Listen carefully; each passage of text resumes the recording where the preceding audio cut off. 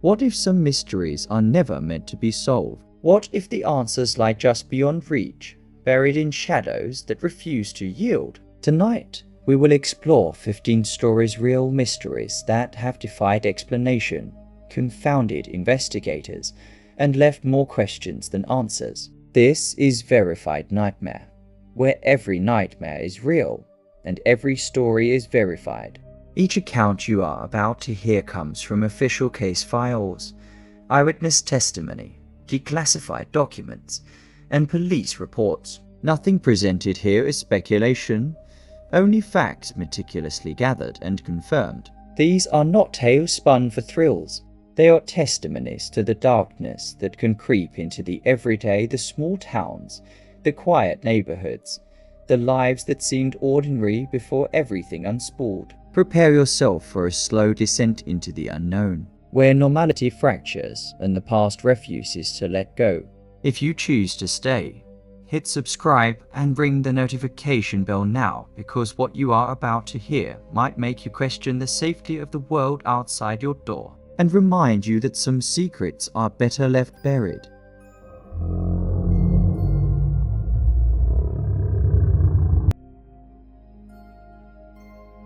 Emily Lawn was a 29-year-old elementary school teacher who had recently moved to the small town of Millfield, Vermont. Known for its quiet streets bordered by dense woods and brimming with community pride, Millfield was the kind of place where people waved to each other and rumors spread like wildfire. Emily appreciated the calm and close-knit feeling, a sharp contrast to the busy city life she had left behind. She was methodical by nature, keeping a journal where she noted everything from her daily routines to odd details that caught her attention. Every morning, she would prepare her classroom meticulously and take a 10-minute walk through the town park before work, savoring the peace. According to police reports and neighbors' statements, nothing about Millfield suggested the kind of darkness that would shatter Emily's sense of security. Her schedule was consistent: mornings spent teaching, afternoons grading papers, and evenings focused on personal projects and occasional dinners with friends she had made in the community. That routine, however, was broken on a night in late October 2018.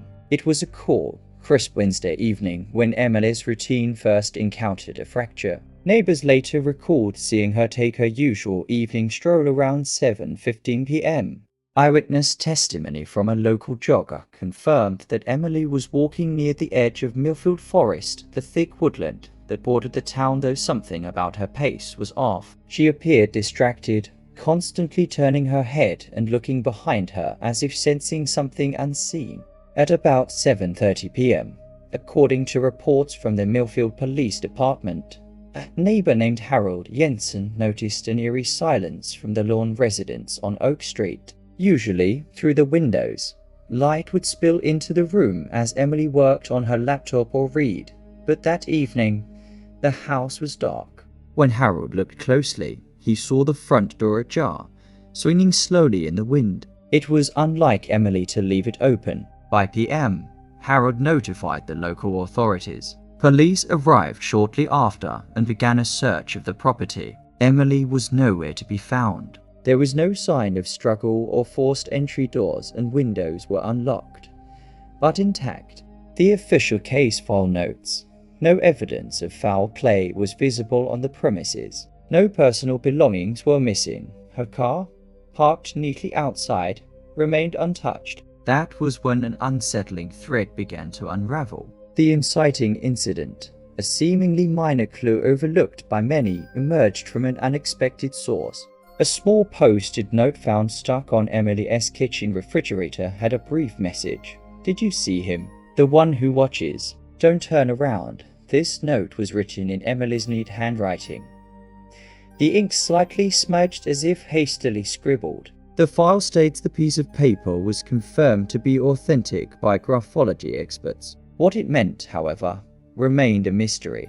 The following days brought a cascade of strange occurrences reported by town residents and later, investigators. The most disturbing was the recurring presence of a shadowy figure seen near the forest's edge at night. Multiple eyewitnesses, including local police officers, independently described a tall, gaunt silhouette appearing after dark, always watching but never approaching.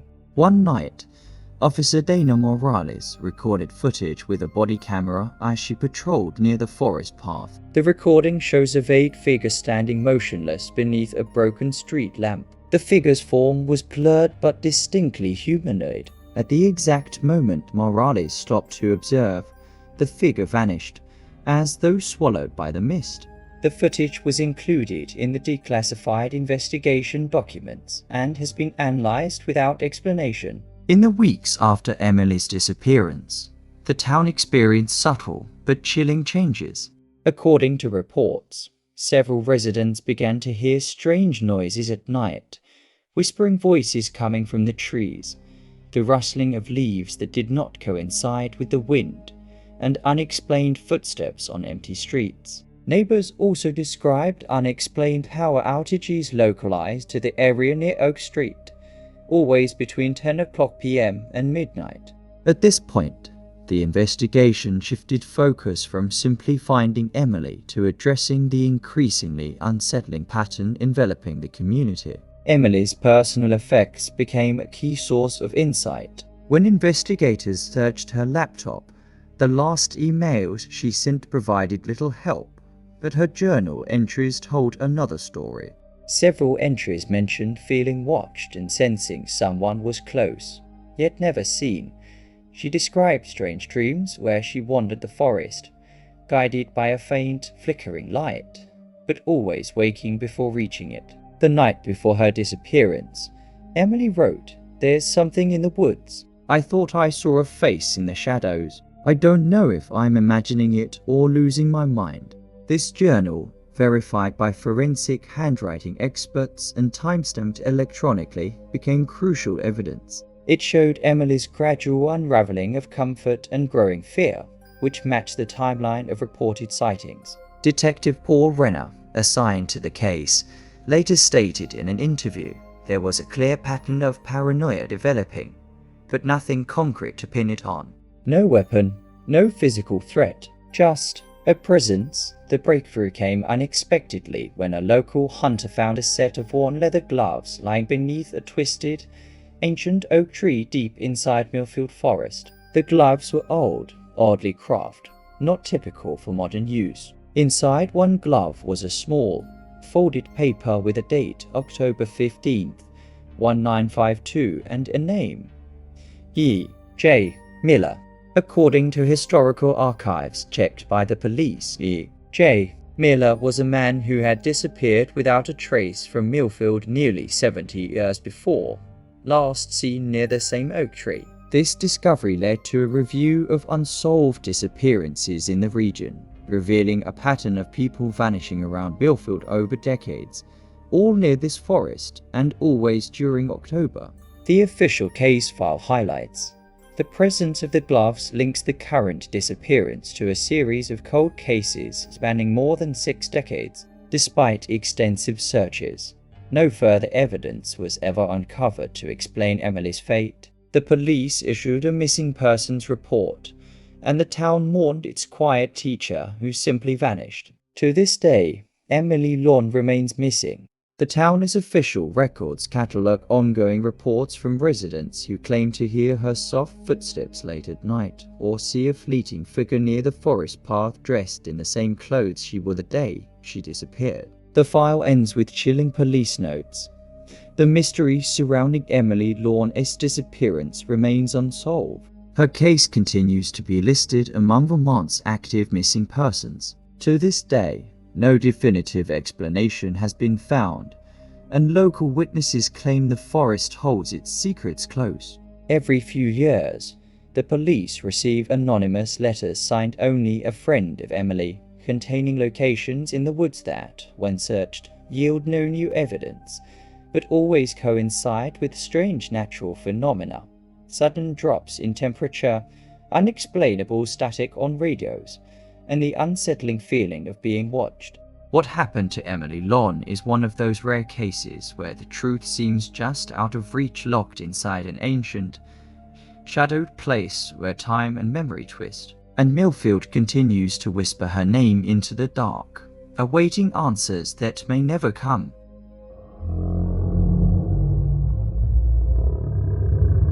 The Whispering Walls of Crane Hollow. James Mallory was a 38-year-old historian and archivist who had dedicated his life to preserving local histories. Quiet and meticulous in his manner, he was the kind of man who found comfort in old books and dusty records rather than the buzz of modern life. Living alone on the outskirts of Crane Hollow, a small town in West Virginia, James's days were filled with cataloguing forgotten documents in the cramped attic of his Victorian-era home. The town itself bore a reputation for its picturesque landscape, rolling hills, a meandering river, and homes with wraparound porches where people often gathered on summer evenings.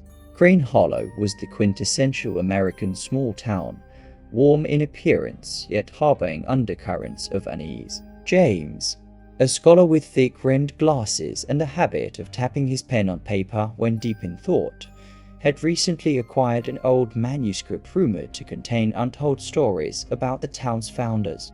His house, built in 1874 by one of Crane Hollow's original settlers, was a sprawling structure with creaking wooden floors and walls, lined with shelves of books and artifacts. The faint ticking of an antique clock fills the background. The inciting incident occurred one autumn evening shortly after James began investigating the manuscript. Around 9:30 p.m., while transcribing a passage about a mysterious builder who vanished during the town's early days, James heard an unmistakable sound, low murmurs radiating from the walls themselves. At first, he assumed it was the old house settling, as was typical for such aged structures.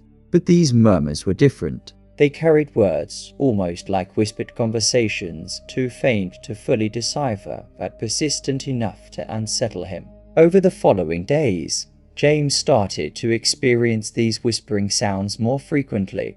They punctuated moments of silence, appearing only after nightfall and stopping abruptly come daylight. He documented the times meticulously, noting a pattern. The noises began exactly at 9:19 p.m. every night, lasting for about 12 minutes.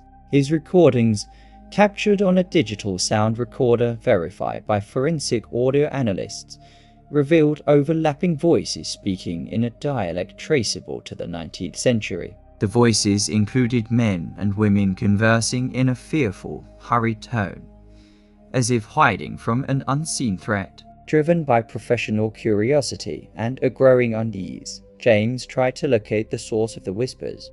Using an old analog audio spectrum analyzer, part of his archival equipment designed to detect faint sound waves, he traced the strongest readings to the east wall of the house's study room, where cracked wallpaper revealed an irregular pattern beneath the surface. Careful inspection uncovered a small access panel, hidden for decades behind layers of paint and plaster.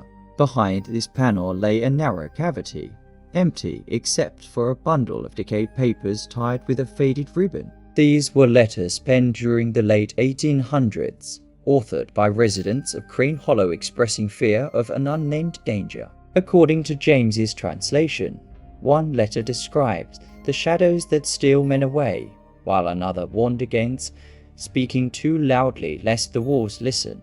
The discovery was verified by regional historians and dated precisely to the town's founding years by carbon testing. The official case file lists these letters as primary evidence in understanding Crane Hollow's oldest legends. As James delved deeper into these documents, the whispers heightened, becoming more urgent and layered. Neighbors began to report strange phenomena in the vicinity of James's property: flickering lanterns seen through the windows at night, unexplained cold spots, and lights moving silently across the wooded terrain. One night, a local handyman named Carter Reynolds, who had come to repair a broken step on James's porch, experienced the phenomenon firsthand. According to his police statement, after PM, he heard distant whispers that gradually crescendoed into unintelligible murmurs and then an abrupt silence. It was like the house was alive, he said. I felt eyes on me,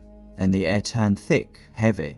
James himself began to suffer from increasingly vivid nightmares. He spoke about dreaming of tunnel-like walls closing in, voices growing louder, and faces appearing in the cracks of the wood. His journal entries, verified through timestamps on his laptop files, reveal a growing obsession with uncovering the truth behind the whispering.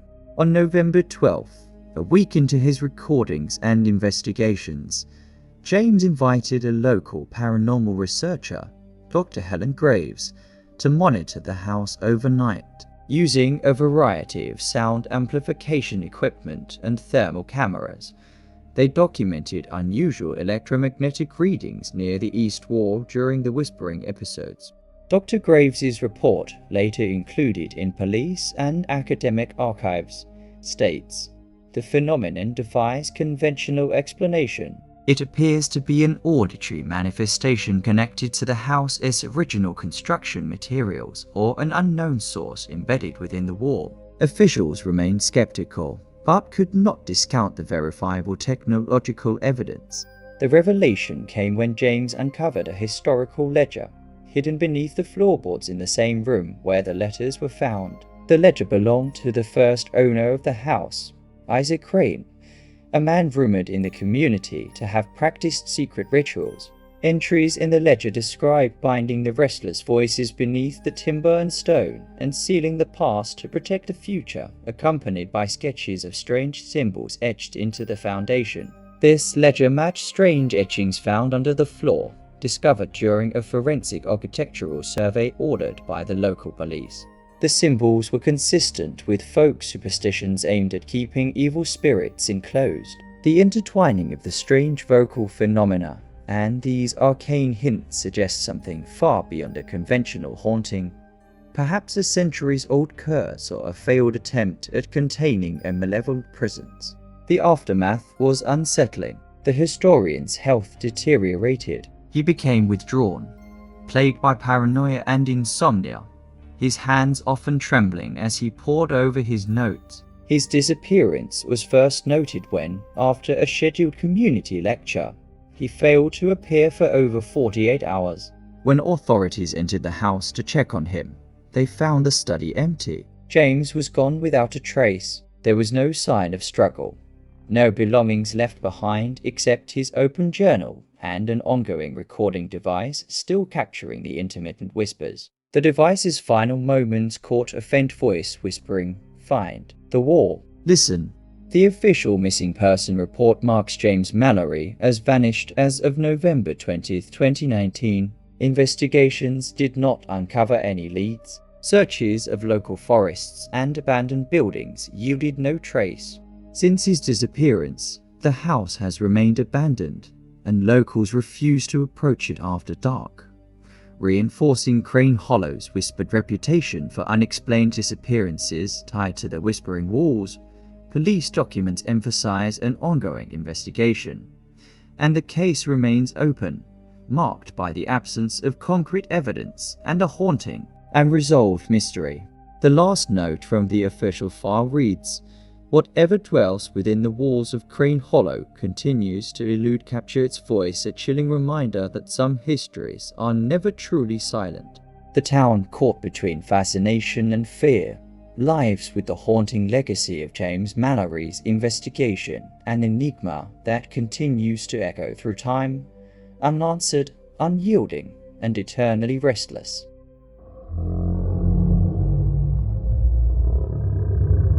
The last broadcast of station WPLR Paul Jensen was a 45-year-old radio host and technician at WPLR, a small AM station nestled in the quiet town of Vermont, Ohio. Known for his calm demeanor and precise voice, Paul hosted the late-night talk show Night Watch, a 2-hour broadcast where callers would share local stories, news, and the occasional eerie encounter. He was a devoted family man with a fondness for classic rock and was known to meticulously tune the station's equipment himself, always ensuring the sound was crystal clear. His routine was ritualistic. Arrive at the studio by PM, run technical tests on the vintage transmitters, and greet listeners until sign-off at midnight. Fremont itself was an unassuming town, marked by its old brick buildings and expansive cornfields that stretched beyond the horizon. Life moved at a pace dictated by the seasons, and the radio station was a staple, connecting people in ways email or social media never could. For Paul, the station was more than a job. It was a lifeline, a beacon in the long, quiet nights. According to police reports, nothing about Paul's life suggested an abrupt departure from normalcy. However, the events that led to his disappearance began subtly yet would later unfurl into one of Fremont's most confounding mysteries. The inciting incident happened on the evening of July 13, 2006. Paul began his broadcast as usual, greeting callers and reading weather updates. But around 10:45 p.m., listeners reported a strange interference on the airwaves. What started as an unsteady flicker of static quickly shifted into an unusual background noise, low-frequency hums punctuated by indistinct echoes. Several callers told police they heard faint voices layered beneath Paul's speech, murmuring in what sounded like a language foreign to the region. Unbeknownst to his audience, Paul himself noticed anomalies in the station's equipment. In logs later recovered from the studio's computer, technicians found detailed notes of unexpected voltage drops, sporadic transmission spikes, and distorted signals affecting the main transmitter. Paul recorded these and attempted to troubleshoot, but equipment checks revealed no hardware malfunction. Around PM, during a live segment, Paul's voice faltered. Witnesses who called into the station described hearing a sudden break in the broadcast, a chilling silence followed by faint whispers and background noise. Then, just before the clock hit 11:04 p.m., the final words caught on air were Paul saying, "If you're listening, don't trust the static." And then a burst of garbled sound took over. The station's log confirmed that after this transmission, all communications ceased abruptly. There was no distress call, no emergency signal. The broadcast simply ended. This final transmission was preserved on record and verified by the Federal Communications Commission's Archival Division, confirming the timeline and making it an official piece of evidence. When the station manager arrived the next morning, Paul was nowhere to be found. The studio was in disarray, knobs twisted to maximum, cables unplugged or frayed, and Paul's personal effects, including a cherished leather-bound journal, left behind on the main desk. The search for Paul Jensen revealed no signs of struggle, no forced entry in his home or vehicle, and no indication of foul play. According to official police statements, his disappearance bore no fingerprints or leads. The mystery deepened when investigators reviewed security camera footage from the area surrounding the broadcast tower, located on a hill outside Fremont. The video, taken at 11:02 p.m., shows a flicker of light near the tower, quickly followed by a shadowy figure approaching the structure. The figure's features were indistinct, a tall, thin silhouette, but notably, it moved with an unnatural fluidity. The last frame captured the figure reaching toward the antenna, coinciding precisely with the time of the mysterious radio transmission. Further searches of the transmitter site uncovered strange markings etched into the metal base of the antenna, symbols that matched no known technical graffiti, but resembled occult glyphs found in obscure folklore. These were documented by forensic teams and analyzed by experts in cultural symbology, none of whom could definitively explain their meaning. Listeners who called in around the time of the final broadcast later recounted vivid memories of disturbing experiences. Several described hearing whispered messages that seemed personalized, warnings and cryptic phrases like, "Leave before the next pulse," or "The silence is watching." These reports were collected and archived by the FBI's Behavioral Analysis Unit and included as official context in the investigation. In the weeks after Paul's disappearance, WPLR was taken off the air temporarily, only to resume months later with a new host and revamped equipment. Yet, every late-night transmission experienced unexplained static bursts, especially near midnight. Residents of Fremont spoke in hushed tones about the radio ghost, a spectral presence believed to haunt the airwaves. Local legend quickly interwove Paul's fate with tales of a curse on the broadcast tower, dating back to its construction in 1937. According to municipal records, the tower was erected on land once owned by a recluse named Charles Dane, an eccentric who vanished mysteriously shortly after the tower was completed. Dane's disappearance was officially marked unsolved, noted for leaving behind cryptic journals filled with references to voices in the ether and the watchers beyond the signal.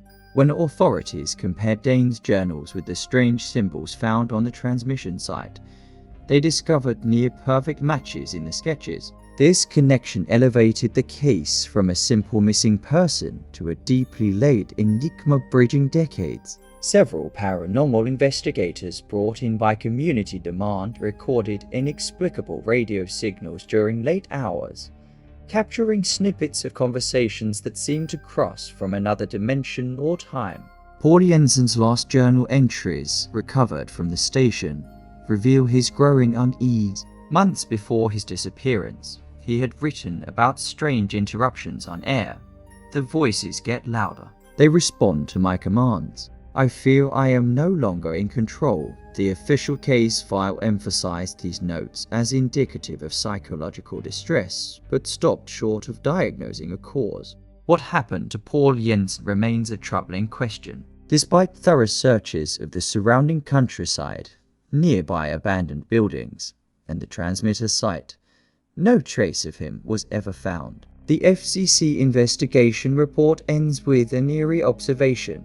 The broadcast ended abruptly under circumstances that defy technical explanation. The unexplained interference and associated disappearances suggest an event beyond current scientific understanding.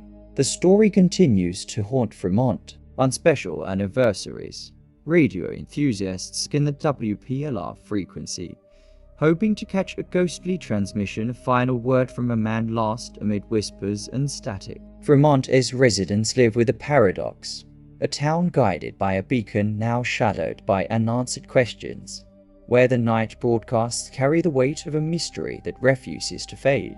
And somewhere across the static, Paul Jensen's voice lingers, a siren call from the lost frequencies, a warning from the shadows that tread between the signals.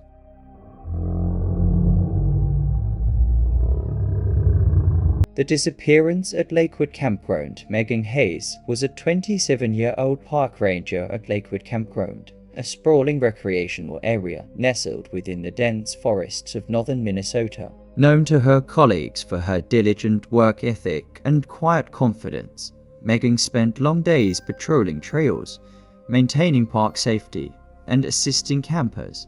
She had recently moved to the area, bringing with her a passion for the outdoors born from childhood summers spent at her family's cabin. Her routine was steady: arrive before dawn, check equipment, update logs, and conduct late evening patrols to ensure campers' well-being. She was especially fond of twilight hours, when the forest turned an otherworldly mix of shadows and fading light. Lakewood Campground itself was considered a local treasure, boasting crystal clear lakes, miles of hiking paths, and a reputation for peaceful wilderness escapes. Even with its natural beauty, there were subtle stories passed mutely between longtime staff whispers about strange noises at night and vanished hikers swallowed by the forest's depths. No one spoke openly about these tales until Megan's disappearance in 2013 forced a reluctant re-evaluation of the campground's safety. According to Millville Police Department reports and official park records, Megan's disappearance began on an otherwise routine autumn evening. On September 18, 2013, eyewitnesses from the campground's main lodge noted seeing her perform an extended patrol alone, walking toward the less traveled northwest section around 7:45 p.m. A scheduled radio check-in with the park office was missed at 9:00 p.m., prompting supervisors to launch an immediate search. The inciting incident emerged from surveillance footage captured at the edge of the campground's dock. This video, confirmed authentic by digital forensics, shows Megan standing still, Gazing toward the lake just after 8:30 p.m. for several minutes, she appeared transfixed, her face etched with a mixture of curiosity and concern. Then, a subtle ripple disturbed the water's surface. What happened next is shrouded in uncertainty. Megan was last seen looking down into the dark water, then suddenly turning abruptly and walking back into the forest. From that moment, she vanished. Over the ensuing hours and days, park rangers and local search and rescue teams combed the surrounding 30 square miles, focusing on trails, lakeshores, and abandoned cabins. Despite exhaustive efforts, there was no trace of Megan, no footprints outside the dock area, no personal items, and no signs of distress. Campers nearby described hearing an odd sequence of sounds late into the night, a low hum followed by faint, dissonant whispers that seemed to float across the woods. These reports were documented by the police as part of the ongoing investigation. The build-up of the mystery deepened when rescuers found a strange object near the lake several days later, a small leather-bound notebook belonging to Megan. Inside, she had recorded recent observations about unusual light patterns near the water and noted encounters with shadowy figures watching from the trees. A particularly troubling entry, dated just 2 days before her disappearance, read, "Something is wrong at the lake. The air feels heavy, and the animals have grown silent. I will watch carefully tonight." The notebook's authenticity was verified through handwriting analysis and fingerprint matches, making it vital evidence. Forensic analysis detected traces of an unknown mineral on the cover, substances not native to the area and only vaguely similar to compounds found near deep water caves. The significance of this remains unexplained. During the official investigation, marine biologists and experts in local geology examined Lakewood. They found unusual disruptions in the lake's sediment layers, as if something large had moved beneath the surface recently. Echo sounder scans detected unusual irregularities, suggesting pockets of unexplored underwater caverns. This evidence, combined with the growing reports of paranormal experiences at the campground, led to theories of an unidentified phenomenon connected to the lake itself. Further complicating the case were 2 other disappearances documented near Lakewood in previous decades in 1976 and 1989, both involving park staff who vanished without a trace during nighttime patrols near the water.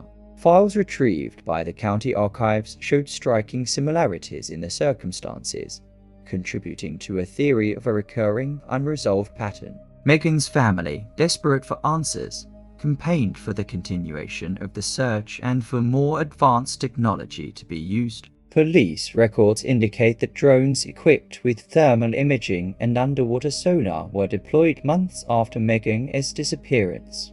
Yet no conclusive evidence emerged. The last official report from the search task force states, despite exhaustive and technologically advanced methods, no physical evidence confirming Ranger Hayes' location or fate has been documented. The aftermath saw the park close large segments of the campground at night, implementing new safety protocols and motion sensors throughout the area. These measures heightened security, but failed to dispel local unease. Eyewitness testimony compiled from campers and staff recounts strange, unexplainable phenomena following Megan's disappearance. Several reported seeing flickering lights moving beneath the lake surface or glimpsing silhouettes near tree lines that disappeared the moment they were approached. One hiker, whose account was corroborated by multiple witnesses and a GPS tracking device, described a sudden chill and the sensation of being followed off a well-trodden trail just hours after Megan vanished. More chillingly, some claimed to hear faint whispers calling Megan's name, carried on the wind during the dead of night. These accounts were verified by multiple independent sources and logged in police records, lending credence to the theory that the forest and lake held lingering traces of whatever had taken her. The official case file concludes with a sobering note. The disappearance of Megan Hayes remains open, unresolved, and continues to elicit significant concern from both local authorities and residents. The phenomena recorded in relation to the case challenge conventional explanations. To this day, Megan's fate is unknown. The dense woods surrounding Lakewood Campground remain a place of quiet beauty layered with an enduring mystery. Locals avoid the northwest shore after dusk, and the lake's tranquil surface masks its secrets deeply submerged. Despite all efforts, the truth behind Megan S. vanishing slips further into the shadows with each passing year, an unsolved enigma whispered by the trees, the water, and the night itself.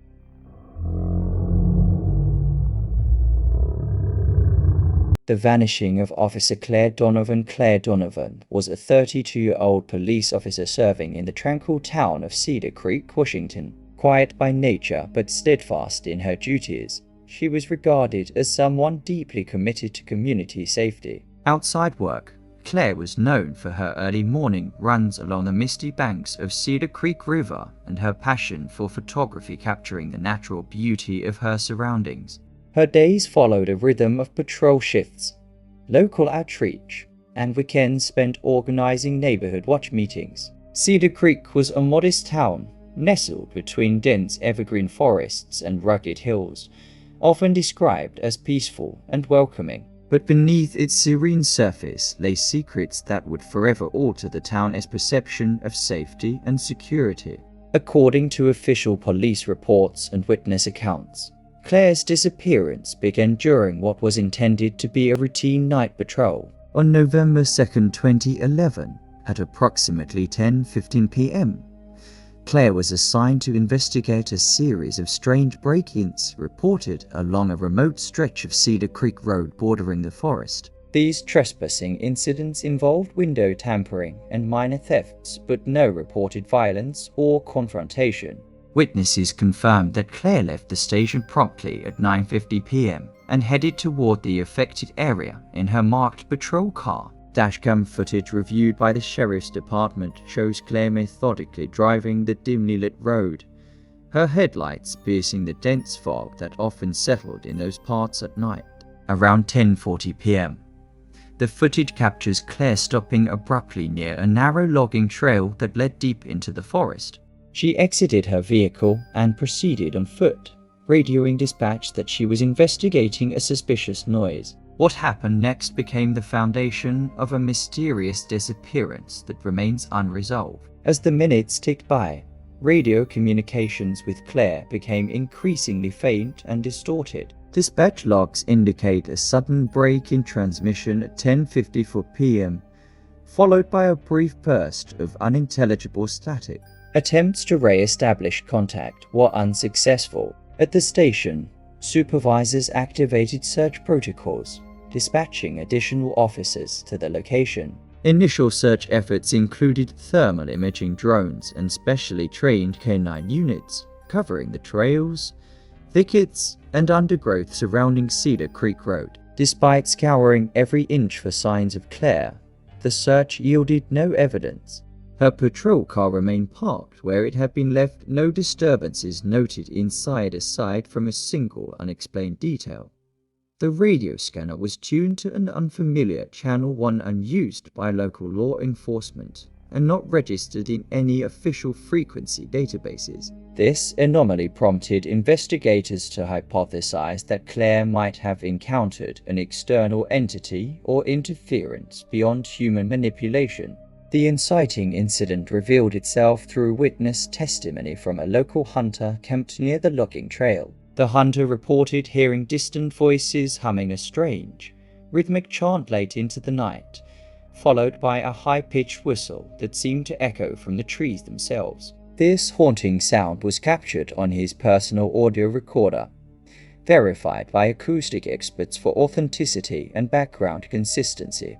In subsequent days, residents living near Cedar Creek Road described an eerie sequence of events. Several recounted seeing strange lights hovering silently over the forest canopy, moving in unnatural patterns. Others spoke of shadowy figures glimpsed fleeing when approached by flashlight. Amongst these accounts, one statement stood out. A local environmentalist named Sarah Greer reported an encounter while hiking the trail the morning after Claire's disappearance. According to her sworn affidavit, she found a cluster of small, circular indentations in the soil, arranged in a perfect geometric pattern around a single large pine tree. The earth in this patch was notably cooler than the surrounding forest floor, confirmed by thermal imagery captured subsequently. These signs indicated something inexplicable had occurred, tied directly to the area where Claire vanished. The official investigation delved into Claire Donovan's belongings as well. Her digital camera and phone, recovered from her home, revealed a series of disturbing images taken in the weeks leading up to her disappearance. Photos showed faint, blurry figures lurking just beyond the reach of her lens forms that suggested someone or something watching from the shadows. Metadata analysis confirmed the photos were unaltered originals. Claire's last message, received minutes before her radio silence, was fragmented but chilling. "There's something out here, not human. I'm trying to stay calm." Despite extensive search operations and forensic analysis, no trace of Claire was found in the woods, the patrol car, or nearby shelters. Official records note multiple coordinate searches with no success and highlight growing concerns about the forest's role in her disappearance. Researchers specializing in unexplained phenomena reviewed the case.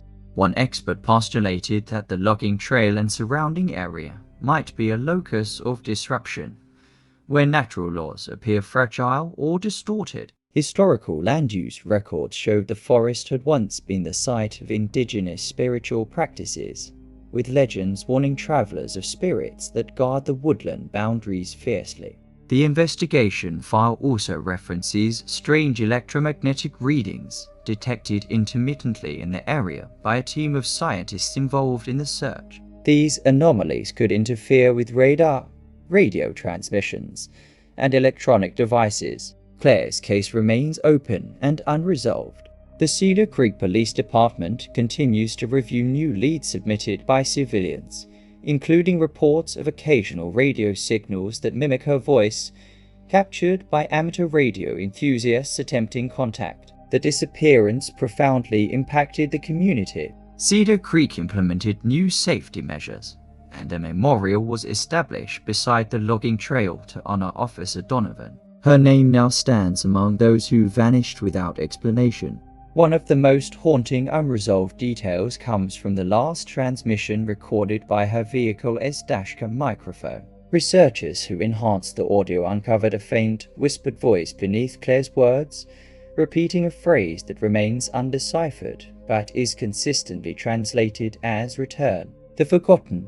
To this day, Cedar Creek's residents recall the loss of their officer with solemnity and caution, aware that some places harbor mysteries invisible to most. Claire Donovan's fate, shrouded by forest shadows and silence, remains a somber testament to the unknown forces that sometimes slip past the edge of human understanding.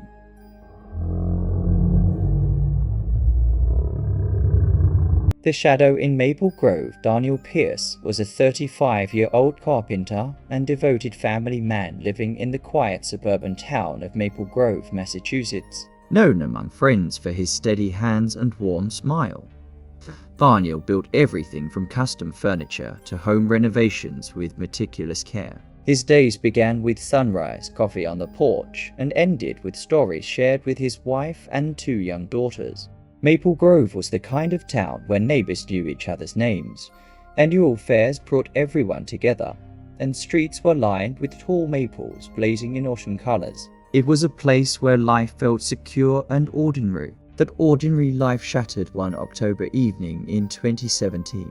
According to the official case file and multiple eyewitness statements, Daniel had been working alone late into the night on a renovation project at a century-old house on Elm Street within the town's historic district. The house itself held layers of history, built in 1892 by a local mill owner and divided into apartments over the decades.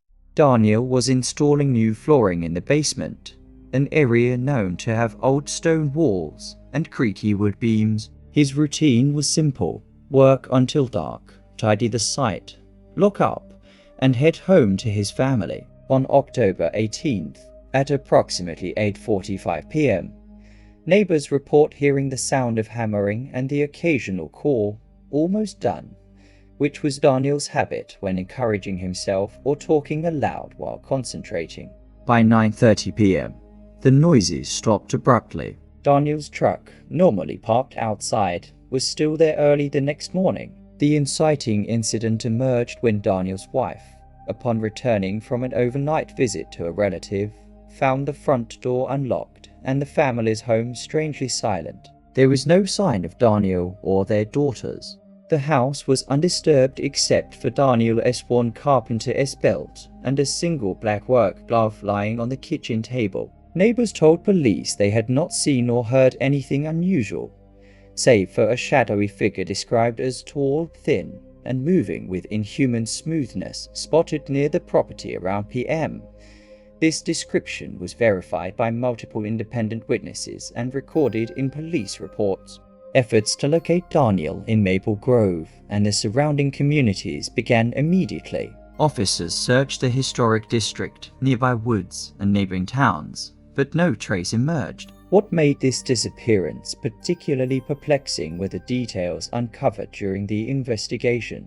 In the cracked and dusty basement of the work site, police found faint, irregular footprints leading toward a previously unknown cellar door concealed beneath a false wall, a discovery made possible by the testimony of the building's longtime caretaker. The cellar door was old and rusted but slightly ajar. Inside the sealed cellar, investigators uncovered a collection of strange symbols etched into the walls, carvings resembling twisted branches and tangled roots, intertwined with unsettling human-like faces distorted in silence. More disturbing was the presence of a circle of weathered stones laid carefully on the dirt floor, each with markings that matched those found in regional folklore as wards against malevolent spirits. Forensic examination showed these carvings predated any known renovations by dozens of years, suggesting an older, hidden history beneath the surface of the house and town. Further investigation of Daniel's phone records revealed a series of calls made to an unknown number in the weeks leading to his disappearance, calls he had not disclosed to anyone. Police subpoenaed the phone company, which provided logs showing the number belonged to a defunct line disconnected for over a decade. In Daniel's workshop at home, police found sketches and notes that provided fragments of his recent obsession. His hand-drawn symbols mirrored those found at the worksite cellar. One note read, "There is something buried beneath this place, something waiting. I heard voices calling from beyond the walls." These writings, verified by authentic handwriting analysis, painted a picture of a man descending into a private investigation of his own, driven by mounting unease. Neighbors recalled Daniel expressing fears of being watched in the days before his disappearance, claiming to hear footsteps where no one was present and shadows moving against the natural light. Local historians were consulted to shed light on the cellar's carvings and symbols. They traced the imagery to early settlers' cryptic practices intended to seal or contain an ancient presence. The case deepened when Maple Grove's Historical Society uncovered century-old newspaper clippings reporting a series of unexplained disappearances in the same neighborhood during the early 1900s, with victims last seen near similar stone circles. The official police investigation also included interviews with family friends, co-workers, and mental health professionals who all described Daniel as sound-minded, disciplined, and reliable. Despite widespread searches, surveillance of the area, and community efforts, Daniel Pierce was never found. Most hauntingly, late-night security footage from nearby businesses occasionally captures a tall shadow slipping past streetlights near the old house, always fleeting and never approaching. One chilling after effect recorded in the police file is a recurring phenomenon at Daniel's home: unexplained cold spots, flickering lights, and the faint sound of hammering echoing from the basement when the house is empty.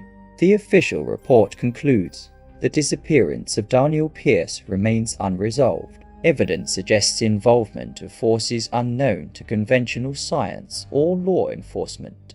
The house on Elm Street has since become the subject of multiple unexplained reports and continues to be monitored. In Maple Grove, the story remains a cautionary tale whispered among neighbors, a reminder that beneath even the most peaceful surfaces may lie shadows darker and deeper than can be seen. Daniel's fate, like the silent whispers in the basement, remains a mystery that refuses to be buried. Enduring questions linger. What was Daniel drawn to beneath that ancient floor? What entity hides beneath the town's roots? And has the shadow finally claimed him, leaving only silence in its place?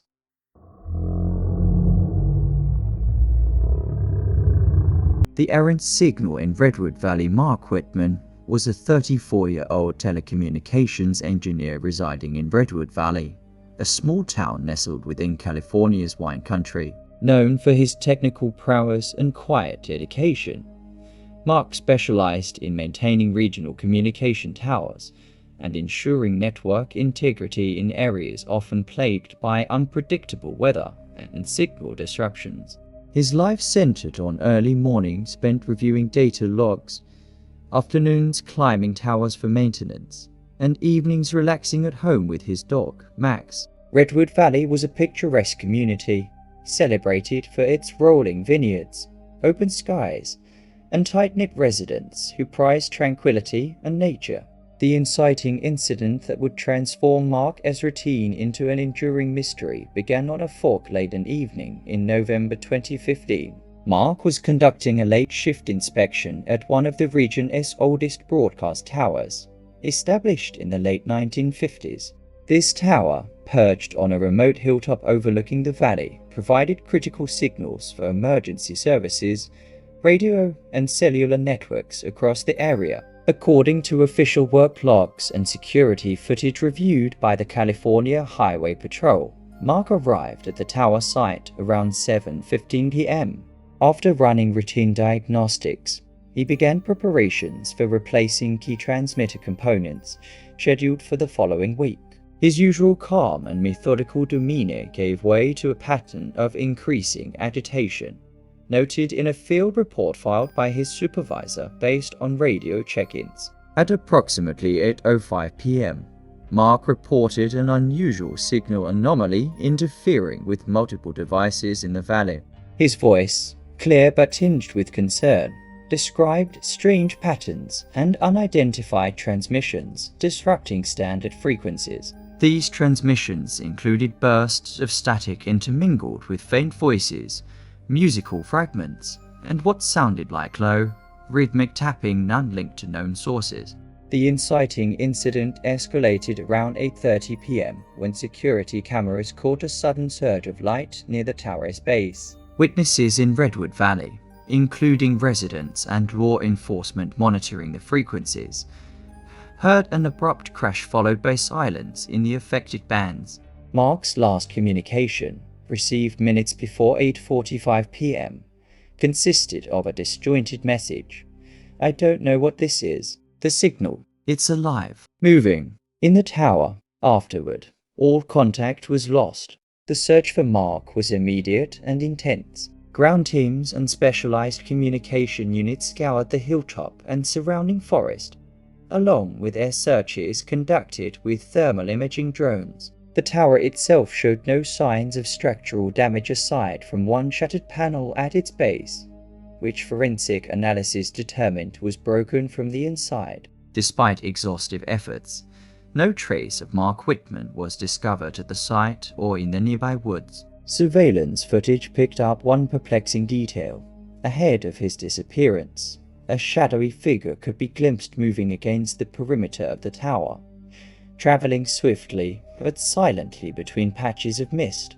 As investigations unfolded, experts reviewed Mark's personal devices recovered from his vehicle, a laptop and smartphone, both containing extensive logs of his signal monitoring. These revealed a sudden spike in unidentified frequency activity days before the disappearance, concentrated around the tower.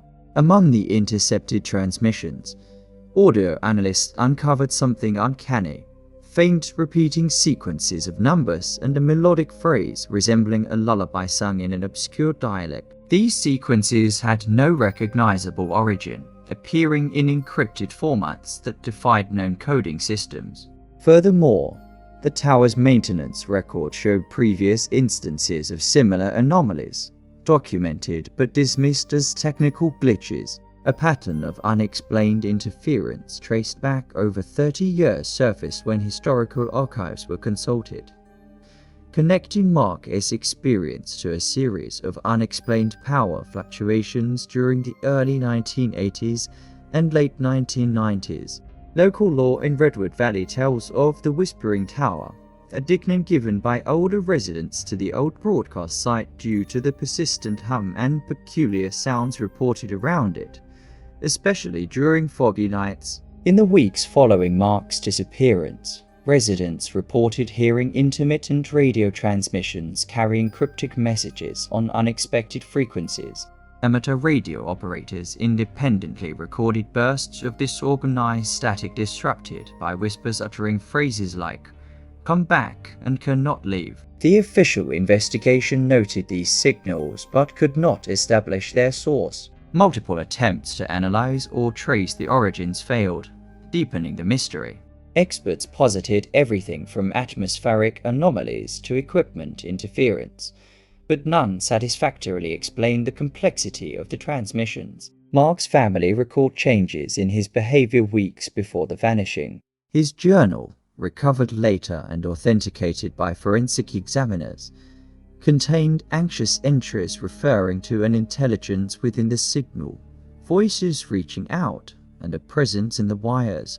One diary entry, dated November 5th, read, "The tower is more than metal and wire. It listens." "Tonight," the static answered. Despite ongoing efforts by local authorities, telecom companies, and independent specialists, the case remains unsolved. The tower continues to function, but technicians avoid late-night visits alone. Marked on official records as missing in action, Mark Whitman's disappearance stands as a chilling testament to the unexplained forces that can inhabit the spaces between signals and silence. In Redwood Valley, the tower still whispers into the night, its radio pulses carrying fragments of the unknown, a reminder that some transmissions do not seek reception, they demand surrender. The disappearance of Mark Whitman endures as a cautionary tale, written in static and silence, a mystery open and unresolved at the edge of human understanding.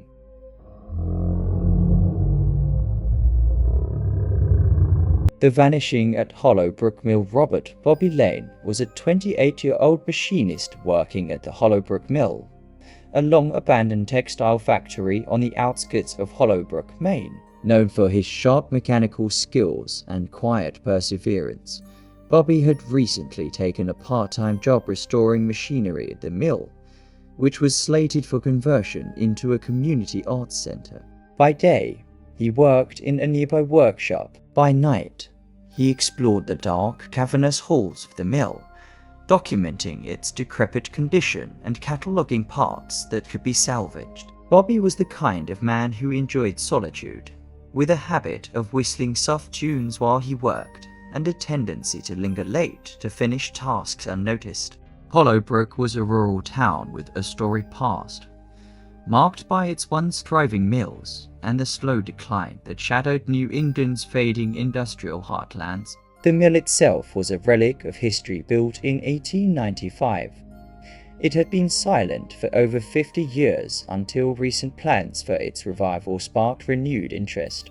What should have been an uneventful period for Bobby turned into a nightmare that has remained unsolved. On the night of February 14, 2016, Bobby began what would be his final documented evening inside the mill. According to the official law enforcement reports and testimony from his co-workers, he arrived just before PM to check on an old steam-powered press and possibly remove a stuck gear.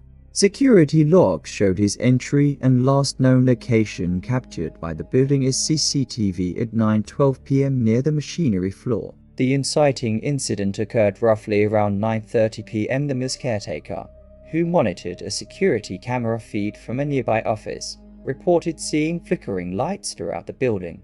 Then, through the grainy footage. Something unsettling. A tall, dark shape moving in the shadows, seemingly disjointed, sometimes appearing in broad daylight patches, sometimes vanishing completely. The caretaker called Bobby's phone multiple times through the night, but all calls went to voicemail. Around midnight, a power outage abruptly plunged the mill into darkness. Staff arriving for morning shifts found the building locked as usual, but Bobby was missing. No sign of forced entry, no evidence of a struggle. The subsequent police search of the mill and surrounding property found only Bobby's worn leather gloves neatly placed near the entrance to the machinery room. Local workers recounted hearing noises during the power outage. Distant banging, metallic grinding, and low moans, as if the building itself was struggling to breathe. What deepened the mystery was a peculiar detail from inside the mill. Investigators discovered a freshly opened, rusty metal trapdoor hidden beneath a stack of wooden pallets. This door led to a narrow tunnel barely wide enough for a person to crawl through. Exploring the tunnel revealed evidence of recent human activity: footprints, discarded tools, and scraps of clothing matching Bobby's. Beyond the tunnel's mouth was a sealed maintenance shaft descending deep underground, presumed to be part of the old mill's forgotten infrastructure. Attempting to trace Bobby's path further was thwarted by the collapse of a wooden stairway during structural assessments, roughly 4 days after his disappearance. The police dossier contains detailed blueprints of the mill, noting that this particular subterranean section was undocumented in recent renovation plans. The pool of clues extended to Bobby's personal effects discovered at his home. His journal, painstakingly authenticated by handwriting experts, described increasing unease in the days before his disappearance. Entries reveal he believed something was awake beneath the mill, waiting. One passage reads, "The gears don't just grind, they whisper. The shadows move when no one's watching. Tonight, I saw something in the tunnel. It's not human." Additionally, his smartphone records showed GPS activity around the mill's grounds well past the last scheduled shift, with pings in areas inaccessible without going through the basement and tunnels. Neighbors noted Bobby had been more withdrawn lately, his cheerful demeanor replaced by distracted silences. Witnesses who frequented the mill also mentioned an old local tale resurfacing of the miller's sentinel, a restless spirit said to guard the factory's secrets. This folklore, passed down from generations of mill workers, spoke of eerie cries echoing through the night and shadows flitting past broken windows. A folklorist consulted on the case asserted that many 19th century mills in the region were constructed on sites believed to be spiritually charged, locations where natural and supernatural boundaries blurred. A particularly chilling development came from forensic audio analyses of recent ambient recordings made by local enthusiasts. These captured faint, fragmented sounds resembling metal creaking along with guttural whispers coming from the mill's tunnel entrances. On February 20, 2016, a volunteer search party found faint shoe tracks near the tunnel entrance. The official investigation remains open, with the case file noting, despite extensive subterranean exploration and continued surveillance, no evidence explaining Bobby Lane's disappearance has been recovered. Years later, the mill remains locked, its cavernous halls silent except for the occasional echo of wind through broken panes. Hollowbrook residents avoid the mill at night. Some swear they hear the distinct rhythm of grinding gears and faint footsteps beneath the crumbling structure. The disappearance of Bobby Lane is a stark reminder that some places hold onto their secrets with a grip that defies reason and time. To this day, the question lingers: what lies beneath the Hollowbrook mill, watching, waiting? And what became of the man who ventured too far into its shadows?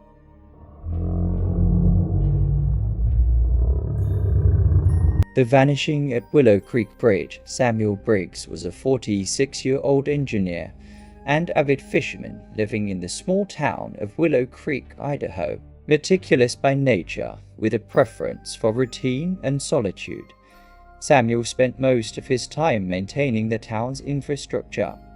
particularly its aging bridges and roadways. On weekends, he enjoyed quiet moments by the river, fishing and reflecting in the calm wilderness that surrounded Willow Creek's modest homes and shops. The town was known for its historic covered bridge, a landmark dating back over a century, arching gracefully over the churning waters below. It was a picturesque scene, familiar and safe, or so it seemed. According to police records and eyewitness statements, Samuel's disappearance began on the evening of September 3, 2018. That afternoon, Samuel had been assigned to inspect the structural integrity of the Willow Creek Bridge after heavy rains caused concern about possible damage. His work involved measuring torquing bolts, checking wooden planks, and noting erosion patterns. Samuel was last seen leaving the town's municipal office at 4:30 p.m., heading toward the bridge with a toolbox and a notebook. His steady, measured steps were caught on a security camera just before p.m. entering the bridge area. The inciting incident occurred near dusk, around 7:45 p.m.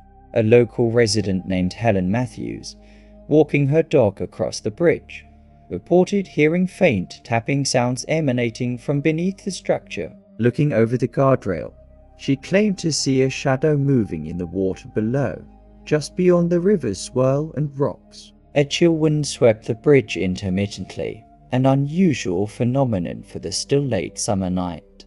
Shortly thereafter, Helen heard a distant shouting Samuel's voice calling out, "Help! Get me out!" When Helen followed the sounds to the bridge's northern embankment, she found nothing but silence and disturbed gravel. Samuel was gone.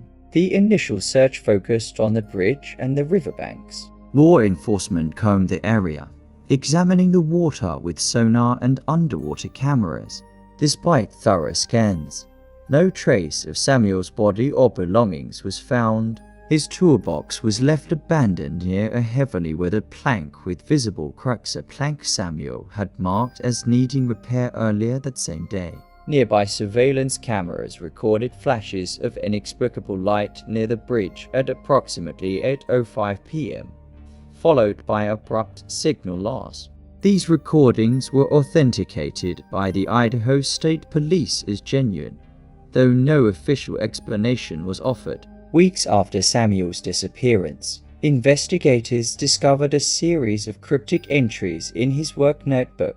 The entries describe repeated observations of unusual noises beneath the bridge, soft murmurs that echo against the water, and visions of shapes lurking in the current. One particularly disturbing note, dated days before the incident, reads, "The river is not just water, it carries memories. I think it tries to speak, to pull you under."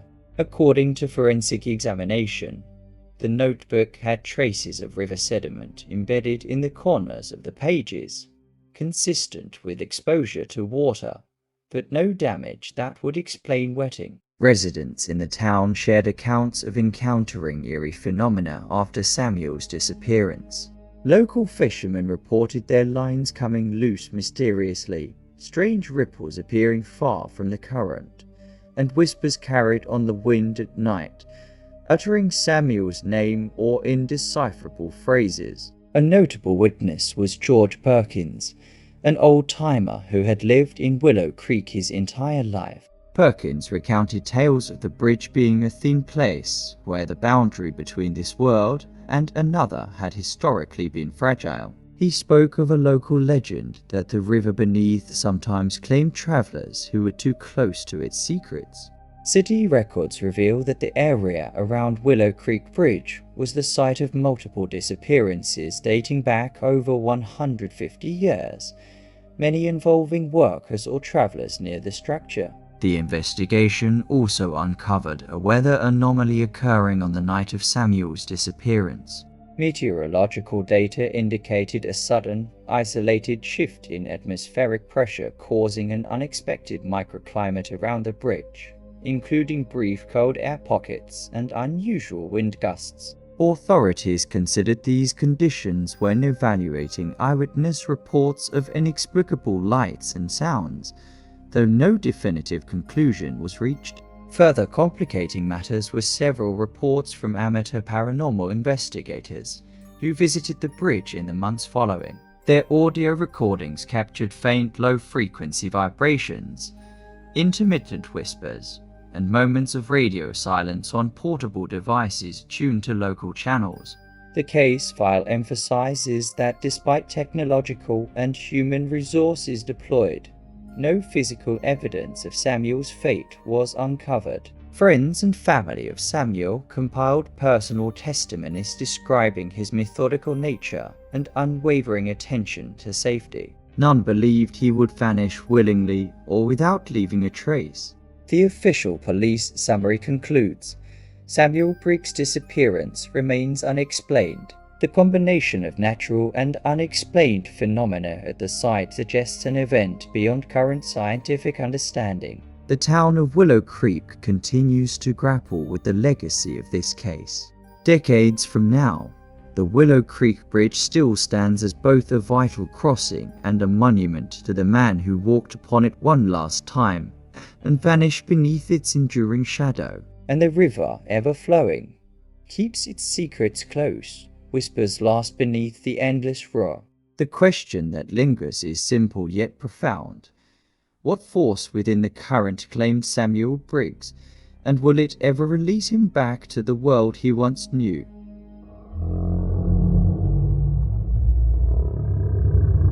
The silent watcher of Ravens Hollow, Elizabeth Liz Harper, was a 31-year-old wildlife biologist with a calm demeanor and a methodical approach to her work.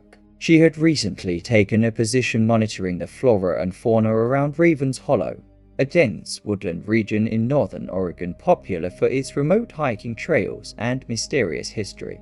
Liz had become known among her peers for meticulous field notes and a quiet passion for preserving the natural world. She lived alone in a modest cabin near the hollow's edge, preferring the solitude to the bustling noise of urban life. Ravens Hollow was a place steeped in local legends. The hollow itself was a vast expanse of old-growth evergreens, thick underbrush, and winding streams.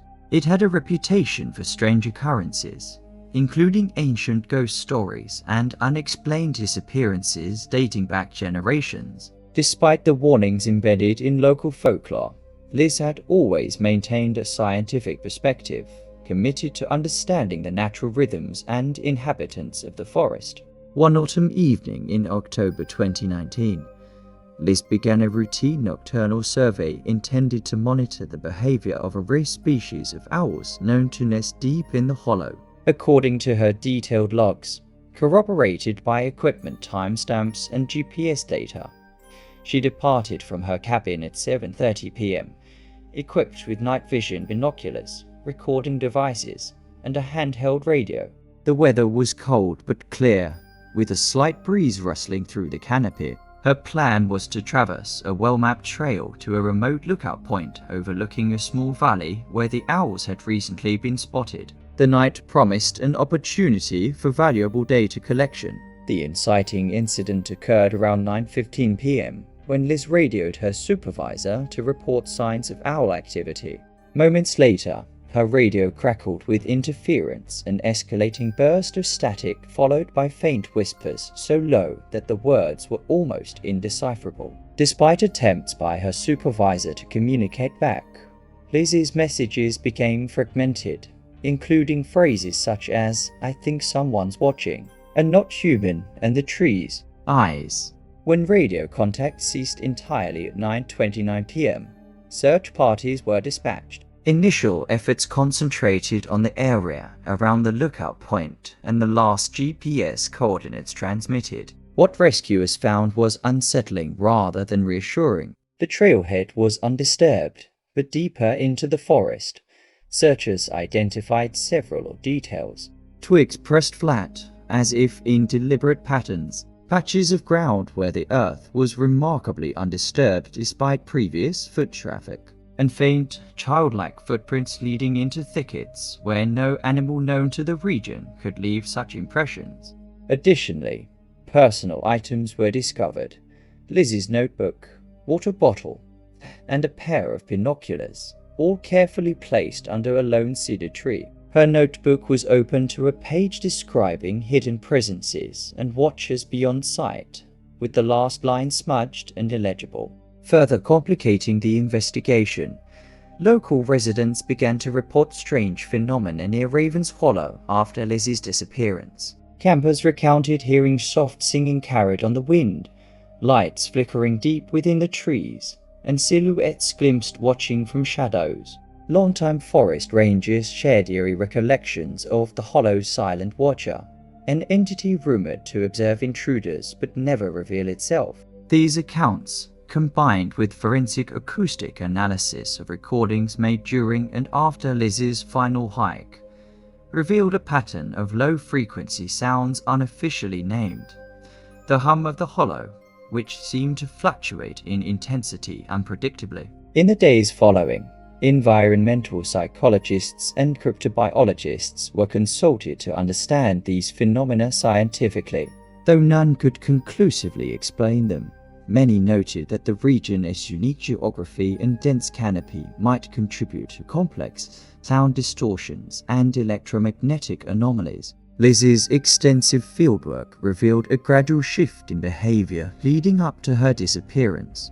Her journal entries indicated growing unease. She wrote of losing track of time, feeling observed, and seeing fleeting shadows in peripheral vision. The official missing persons file includes an analysis of her digital camera's metadata, showing photos taken during her last hike capturing unusual light flares and orbs, dismissed by some as lens artifacts, but unsettling to others. No trace of Liz herself has ever been found. The local sheriff's office, after exhaustive searches, archived the case as cold but maintained occasional patrols and monitoring equipment in the area. The most chilling detail came from a recovered voice recorder from Lizzie's backpack. Analyzing the last 42 minutes of audio, investigators heard her breathing, the sounds of the forest, and in the final moments, whispers distinct enough to form incomprehensible words. Experts in audio forensics identified the whispering as layered voices speaking across multiple overlapping frequencies.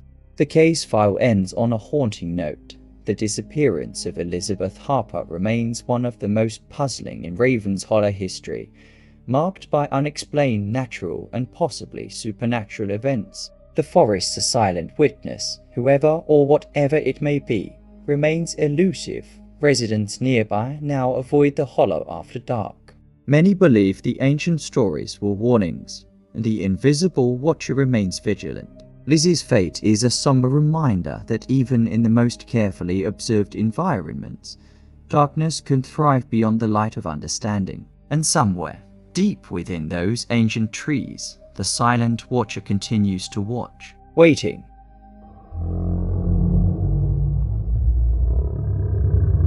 The disappearance of Thomas Kane. Thomas Kane was a 39-year-old freelance photographer known for his devotion to capturing the forgotten corners of small-town America. Based in the quiet town of Eastwood, Kentucky, Thomas spent his days wandering abandoned buildings, desolate factories, and overgrown rural roads, documenting scenes lost to time. His photographs were praised for their haunting beauty and keen eye for detail, but those closest to him knew of his fascination with darkness, not just literal, but the elusive shadows lurking beneath the surface of ordinary life. Eastwood itself was a town of roughly 6,000 people, surrounded by hills and dense forests, popular among locals for weekend escapes, and its rich, albeit sometimes bleak, history dating back to the 19th century. Thomas had chosen Eastwood as his base for its forgotten charm, believing there were stories waiting just beneath its weathered facades. The inciting incident is dated to a crisp autumn day in late October 2017. Thomas had scheduled a solo expedition to an old coal mining site on the outskirts of town.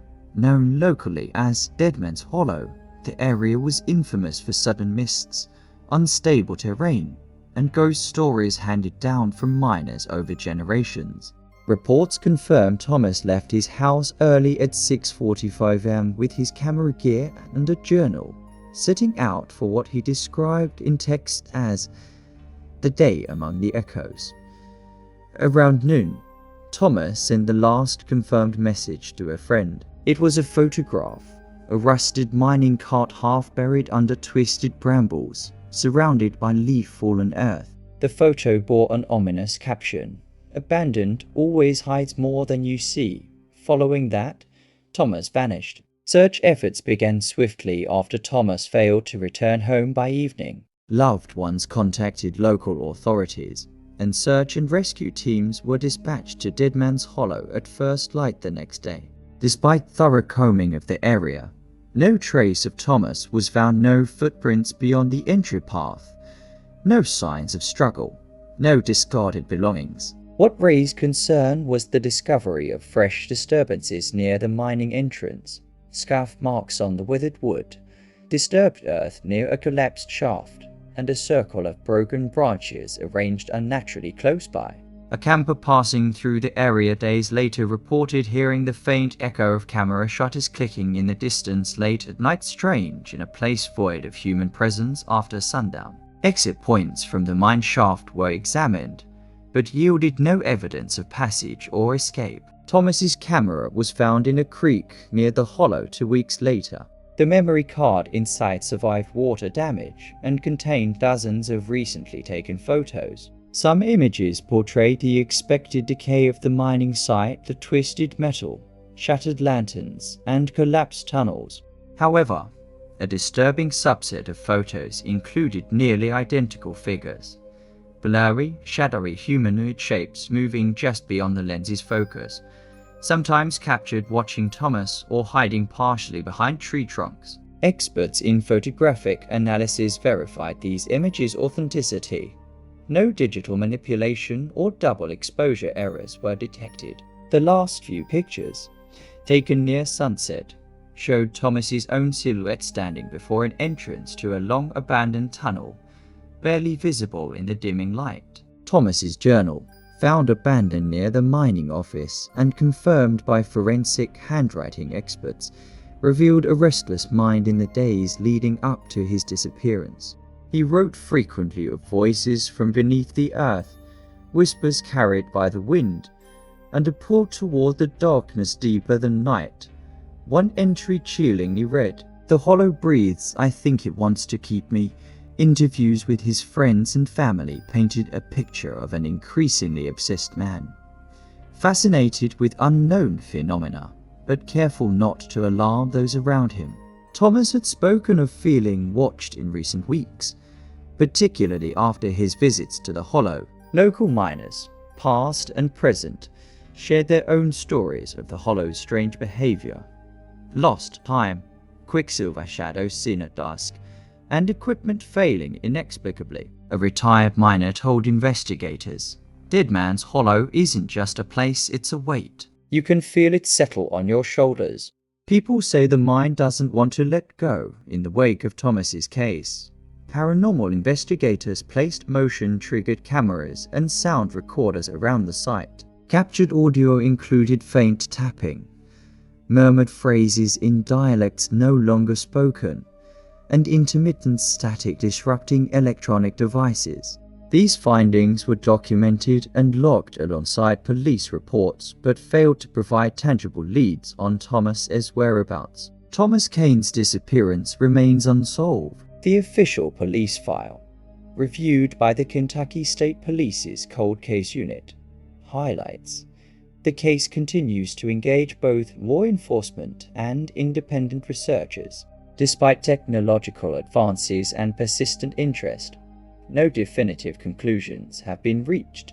Meanwhile, residents and visitors still avoid hiking near the hollow at dusk, wary of the silent watcher said to linger where sunlight fades. To this day, the photographs Thomas took whisper a haunting story, one of a man drawn too close to darkness, and a place reluctant to give him back.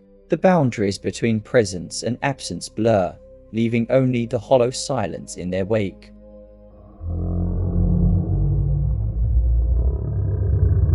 The night caller of Cedar Glen, Rachel Summers, was a 34-year-old emergency dispatch operator serving the tight-knit community of Cedar Glen, Idaho. Known for her calm voice and steady resolve under pressure, Rachel was the crucial link between residents in distress and the first responders who sped toward them.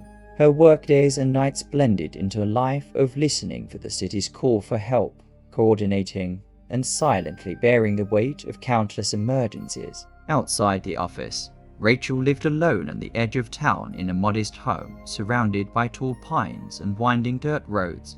Cedar Glen was a small town, shielded by forests and mountains, but beneath its tranquil exterior was a history of strange voices and disappearances whispered in corners of local cafes and fire stations. Rachel's story begins on the evening of March 21st, 2014. On that day, she had completed a lengthy shift at the dispatch center, handling everything from reports of minor accidents to domestic disturbances. Normally, after work, Rachel unwound by walking her dog along nearby trails or reading by the fireplace. That night, her routine shifted in subtle, disturbing ways.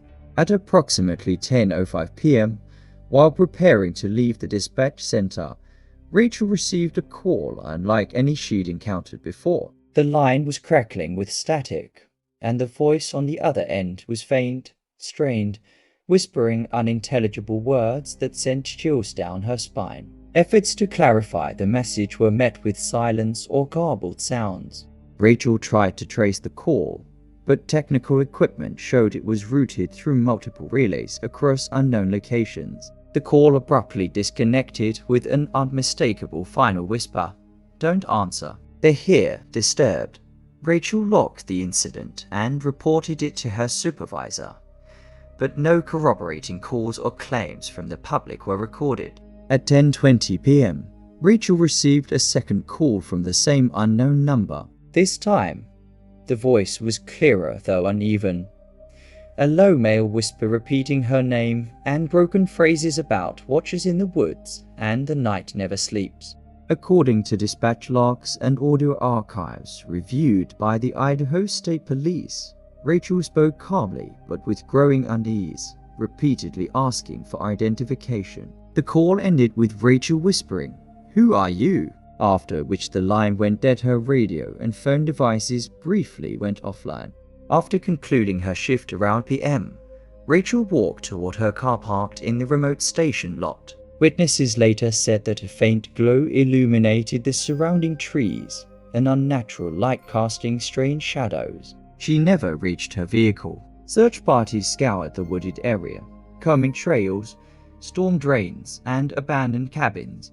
Rescue dogs tracked scents, but their alertness petered out mysteriously in one specific zone, an old logging road known locally as Widow's Path, infamous for vanishings and strange encounters. Rachel's disappearance became deeply entwined with the town's older legends. Stories speak of the night caller, a spectral voice that lures the unwary into the darkness, a siren of the woods. Locals recounted unexplained phenomena in the days following her disappearance. Unexplained phone calls echoing through the night, radios tuning into ghostly voices, and sudden, inexplicable shadow movements near their homes. Investigators reviewed all communication logs, finding numerous untraceable calls and static bursts around the times Rachel reported the strange calls. Experts in telecommunications considered the possibility of advanced spoofing or interference, but concluded technology alone could not explain the call's cryptic content and localize strange effects. Rachel's personal phone was recovered weeks later from a shallow creek near Widow's Path, submerged but intact. Data extraction revealed recorded ambient sounds with faint human voices overlaid on natural nights. Sounds echoes too faint to be comprehended, but analyzed as deliberate. Friends described Rachel as methodical, rational, and grounded, making her reports of feeling watched or followed particularly troubling. In interviews, a neighbor recounted seeing Rachel on the night of her disappearance, standing near the tree line, seemingly conversing with an unseen presence. The mystery deepened when a digital voice analyst examined Rachel's calls. Layers of voices were discerned, overlapping across multiple audio tracks, male and female, some whispering warnings, others chanting phrases in long-forgotten languages. These recordings were added to the ongoing case file, alongside FBI reports referencing similar noise phenomena in other unexplained disappearances nationwide. Town folklore, once dismissed as superstition, gained new life. The Watcher in the Pines legend spoke of an ancient guardian or malevolent spirit protecting its realm by infiltrating voices on the breeze and forcing victims into the forest's depths. Police patrols increased in the area, and a community-led support group formed, collecting testimonies and attempting to piece together fragmented experiences. The official investigation concluded no evidence of foul play or abduction was found, but the repeated interference and mysterious communications indicated encounters beyond traditional explanation. Rachel Summers' disappearance remains open, unresolved, a case entwined with the strange voices that haunt Cedar Glen's nights. To this day, residents lock doors tighter, silence their phones, and listen closely when the wind whispers through the towering pines, fearful of answering the call of the night and what might be waiting beyond the signal. The question remains, who or what called Rachel Summers into the night? And will the voice ever stop?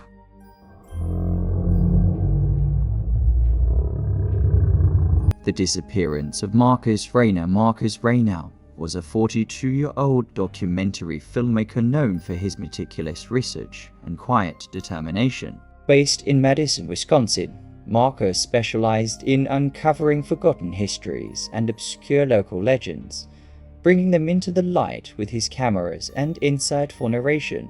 His work often involved traveling to remote locations to capture footage that blurred the lines between history and the supernatural. Friends described him as methodical, deeply thoughtful, and passionate about bringing truth to hidden stories, no matter how unsettling. Marcus had recently embarked on a project focused on a small town named Black Hollow Falls, nestled in western Wisconsin.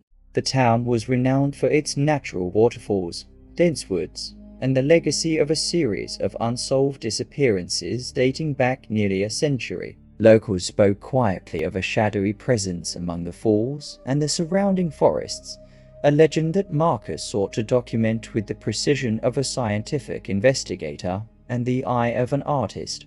On the morning of August 3, 2018, Marcus arrived in Black Hollow Falls, setting up his equipment in preparation for a multi-day shoot. He stayed at a modest inn near the town center and quickly began interviews with residents, local historians, and officials. His schedule was tight, but he remained methodical, balancing on location filming, archival research, and data logging.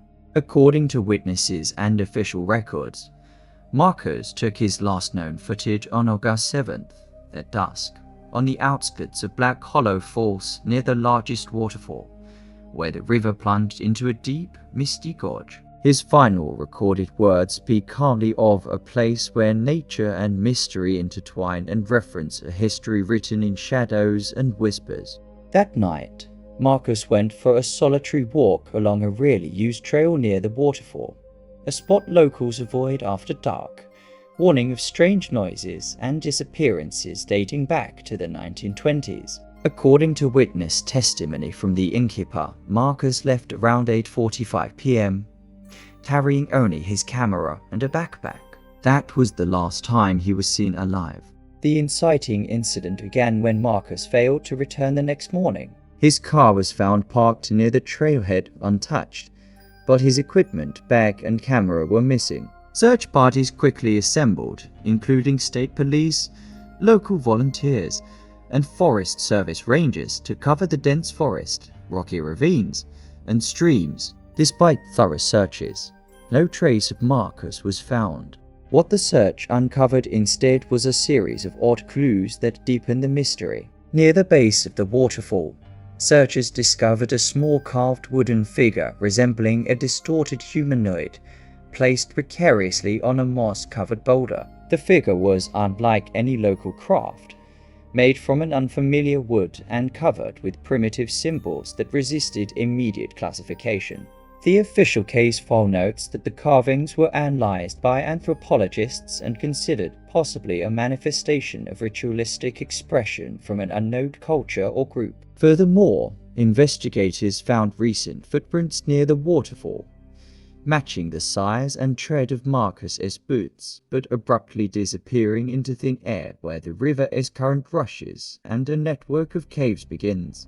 An experienced spelunker, brought in for underground exploration, reported hearing faint echoes and seeing flashes of light deep within the caverns. However, safety concerns limited the exploration, and no conclusive findings emerged. Similarly unsettling were reports collected from locals following Marcus's disappearance. Several spoke of unexplained sightings along the riverbank and around the waterfall, figure-like shadows moving swiftly among the trees, distant voices carried on the wind, and strange glowing orbs hovering over the water's surface. Technical analysis of Marcus's camera equipment recovered months later from a concealed spot near the trailhead revealed recent footage he had taken but never shared. These clips showed blurry movements amid mist and a low hum audible beneath the recorded sound.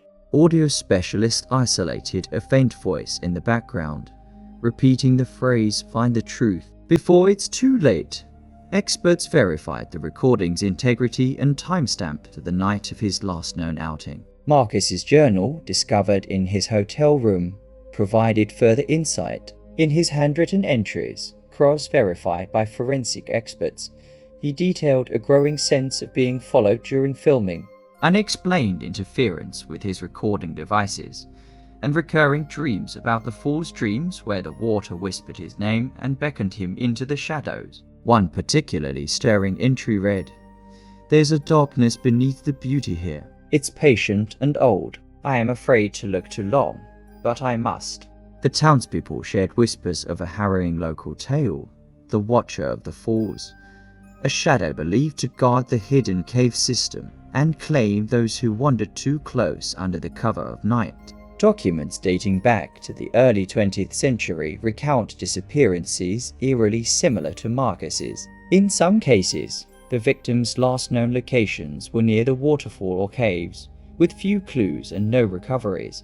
The police investigation officially categorized Marcus Rayner's disappearance among the region's long list of unsolved vanishings, but noted the unique evidence gathered through modern technology and archival research as a significant breakthrough. In the years since, Black Hollow Falls has become both a place of pilgrimage for those fascinated by the unexplained and a closed area during nighttime, with local authorities warning tourists and hikers to respect haunting warnings. Marcus's family continues to plead for answers, advocating for renewed searches and technological advancements in cave exploration. His disappearance remains a chilling reminder that beneath the veil of nature's beauty, ancient and unseen forces may still reach out, and somewhere, perhaps at the bottom of the falls, a silent watcher waits patient, inscrutable, and eternal, keeping the secrets that no one else dares to seek.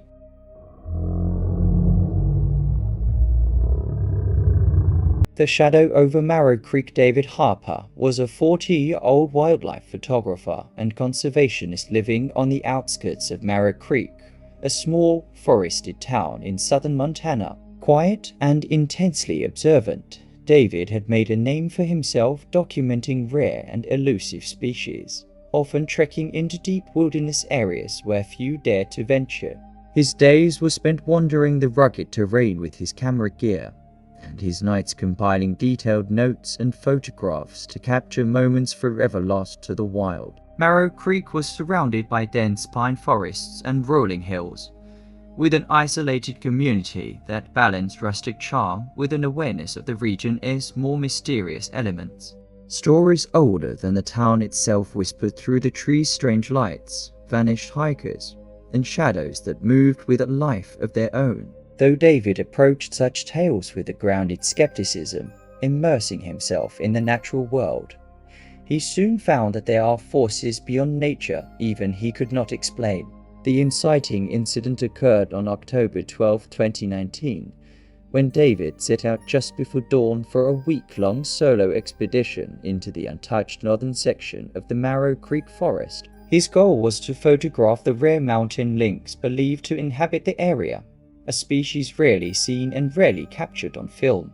According to his detailed expedition plan submitted to the local ranger station, he would establish base near an old lookout tower deep in the forest and conduct daily photographic surveys. David's last confirmed contact came the next day at 7:48 p.m. when he called the ranger station via satellite phone to report spotting several lynx tracks near the tower. His voice was calm but slightly strained, perhaps from the fatigue of the day. He noted an overwhelming sense of being watched and that the forest felt different, as if something unseen was moving just out of sight. That call was the last anyone heard from David. A search operation commenced within hours of David failing to check in the following morning. Rangers and rescue volunteers scoured the area, combing dense woods, steep ravines, and rocky riverbeds. Despite exhaustive efforts over weeks, no sign of David's camp, equipment, or person was found. What emerged through investigation, however, were unsettling fragments that turned this disappearance from a typical missing person case into a chilling mystery. Near the base of a fallen giant cedar, search parties discovered a small carved figurine similar to one David had photographed in a remote Alaskan tribal site years earlier. The carving was not native to Montana and bore indecipherable markings resembling ancient runes or cryptic symbols. Forensic analysis revealed the wood to be aged, and the etchings suggested deliberate craftsmanship. Additionally, scattered footprints were found partially washed away near a shallow creek. Though some prints matched David's boot size, others were not human elongated, claw-like impressions that seemed to materialize and vanish without clear trails. Further perplexing was a recovered drone that had been launched from David's last known shelter site. Its footage contained partially corrupted files but included eerie audio recordings of distant low growls, rustling leaves, and at one point, a strange growled word that repeated several times, sounding like leave. When specialists enhanced the footage, they mapped the drone's flight path into areas previously unmapped, including a hidden cave system beneath a rocky outcrop. Despite multiple expeditions, the interior remained treacherous, and investigations uncovered traces of old campfires but no evidence of recent human habitation. Local folklore offered grim context. The area around Marrow Creek had long been the setting for the Shadow Stalker legend, inherited from indigenous tales speaking of a dark, shape-shifting guardian of the forest. Stories warned those who entered the Hollow Vale, a misty zone near the cave entrances, that they might never return. David's journal, found back at his cabin with pages painstakingly preserved and certified as his own, revealed a man wrestling with his growing unease. In his writing, he detailed, October 11, felt eyes tracking every move today. Lynx tracks vanish where I last saw the dark shape something larger, watching with intent. October 12, night sounds have changed, almost voices. I'm not imagining it. The forest breathes differently here. I will push deeper but with caution. October 13, I'm not alone. The boundary holds secrets I fear I am unready for. Must stay vigilant. Trust only my camera and senses. Tributes from close colleagues and friends describe David as methodical and rational, unlikely to be lost without leaving clues. The official investigation file includes a detailed environmental scan of the area, noting anomalous electromagnetic fields and irregular magnetic signatures detected near the cave systems and around the fallen cedar. Environmental biologists hypothesized that unique geological formations could generate localized magnetic phenomena, but no known science explained the effect's intensity or coinciding disappearances. Months after David's disappearance, hikers reported glimpses of a tall, shadowy figure near the forest edge, vanishing when approached. Even more unsettling were accounts of distant, guttural growls and fleeting, unplaceable smells in the air. A local Native American elder, consulted by investigators, emphasized the cultural significance of the Shadow Stalker story and advised respect for the land as ancient spirits. Despite ongoing efforts, David Harper remains missing. The forest holds his trail like a secret, with only the whisper of wind and the rustle of leaves to testify. The official case report closes with a sober acknowledgement. The mystery of David Harper's disappearance intersects with folklore, environmental anomaly, and unexplained phenomena. It represents one of the region's most enduring unsolved mysteries. Search efforts continue with coordination from multiple agencies, but answers have proven elusive.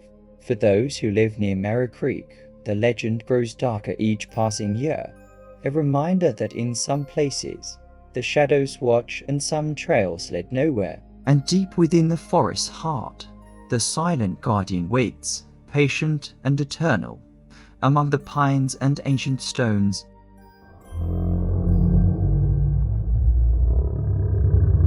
The unseen presence in Coldwater Ridge. Emily Carter was a 33-year-old geologist and environmental researcher assigned to a remote weather monitoring station atop Coldwater Ridge, a wild and craggy massif running along the border of Idaho and Montana. Academically accomplished, pragmatic, and respected for her poise even in the most formidable conditions, Emily had made a career of venturing where weather rarely forgave mistakes.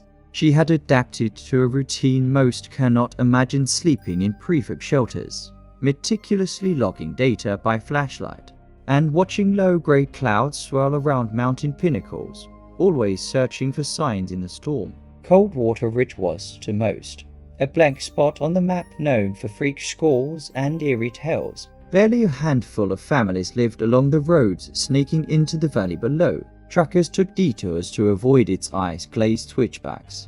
Ranger station logs and county records mention the area as reputation going back more than a century. People vanished, equipment went haywire, and occasionally something would appear in a photograph, a faint outline in mist or snow gone by the time it was noticed. Emily wasn't a believer in folklore, but she respected environments that others feared. She arrived on the ridge in the first week of November 2016, well prepared, and determined to install a new automated weather station near the summit and remain for a planned 10-day study to observe atmospheric anomalies. She texted her research coordinator on arrival. "Place is stunning. Feels like the edge of the world. Data upload tonight if the wind allows." Her first days were spent in the rhythm of her fieldwork, recalibrating instruments, running tests, double-checking barometric readings amid gusts so fierce they rattled the shelter. According to her meticulously notated logs, the first 3 days were uneventful save for the usual technical glitches that came with such remote setups. Video diaries captured her bundled in a red parka, eyes squinting against sleet, speaking into the camera in calm, measured tones about subsurface magnetic readings and unexpected variances in wind shear. But the atmosphere inside and outside the shelter changed as storm fronts massed on the horizon. On November 7th, Emily's audio journals first referenced constant, low-frequency hum. Thought it was wind, but pattern is too regular. Weather instruments began failing in succession. First the anemometer, then infrared sensors that recorded unexplained spikes at AM. She wrote, "Odd readings not matching weather models. Small animal outside, maybe. Shapes in fog, but no tracks at dawn." By November 8th, as the temperature plunged and fog closed around the station, her scientific detachment began to show cracks. Automated monitoring devices registered supportable rumbles, followed by disconcerting periods of total silence. No wind, no wildlife, as if the whole ridge was holding its breath. At 8:17 p.m., a camera mounted to the shelter's roof captured the faint glow of a blue-white light weaving along the far tree line. Pause for effect. Then, the barely perceptible outlines, tall, strange, moving with jerky grace, approached the rocky slope below the ridge, stopping at the edge of the shadow. Inside, Emily was making hurried entries in her notebook. Can't shake feeling of being observed. Footsteps on gravel, checked twice. Saw nothing. cold cuts deeper now. Night doesn't end. That entry trailed off. Pen pressure deepening. The next line. If I don't lock tomorrow. Check the northern outcrop. The storm's arrival was savage, pushing wind and snow against the shelter so hard that motion sensors registered impacts like fists pounding the walls. That was when the weather station's automated audio records picked up a series of sharp, echoing knocks outside, too regular for branches, too strong for small debris. Rescue was impossible until the storm broke 3 days later. When responders finally reached the site, they found the shelter's door open, the interior scoured by frost, and Emily missing. Her outer jacket, boots, and sat phone remained. The shelter's table was overturned, but nothing else was disturbed. In the snow outside tracks, twisted in circles, they'd gone. A field medic reported finding 2 other strange details. A perfectly circular patch of snow, melted to bare earth despite sub-zero temperatures, and a line of frost rimed in geometric spirals. Drones searching the area recorded mysterious interference, battery drains and audio oddities, snippets of what sounded like a woman's voice, barely audible beneath snapping static. Later examination of Emily's recovered notebook showed multiple pages filled with sketches coiled, spiraling forms, sometimes intersected by rows of dots, sometimes circling a crude outline of the ridge. Within the local community, the stories resurfaced. Old-timers recalled tales of frozen watchers, apparitions glimpsed in snow squalls, visitors lost for hours or days before staggering back, raving about voices in the ice. Some were never seen again. Meteorological review teams were unable to explain the full suite of electromagnetic disturbances recorded. Data from Emily's last upload revealed sporadic bursts of static where information became garbled as if a signal was fighting to come through. Do not watch, not alone, spliced into wind measurements and time logs. As weeks turned to months, hikers and researchers who dared the ridge in spring reported faint singing drifting through fog, electrical devices malfunctioning, and once, according to a search party captain, a vivid momentary vision of a scarlet parka outlined in blowing ice then gone. Emily's family commissioned private searches, sonar sweeps of nearby crevasses, thermal cameras set to record overnight. Nothing more was found. The official report remains open. The disappearance of Emily Carter remains unsolved. Environmental and atmospheric anomalies, as well as cultural testimony, support the presence of as yet undocumented phenomena. It is the recommendation of this panel that further monitoring of Coldwater Ridge be maintained, and that entry into the northern summit sector during severe weather be restricted. The station itself has since been shuttered, now a silent silhouette against a skyline of black trees and endless grey sky. Sometimes, in the brief clearings between storms, satellite cameras catch flickers of motion-wet shapes gliding up the slope, pausing at the very spot where Emily stood.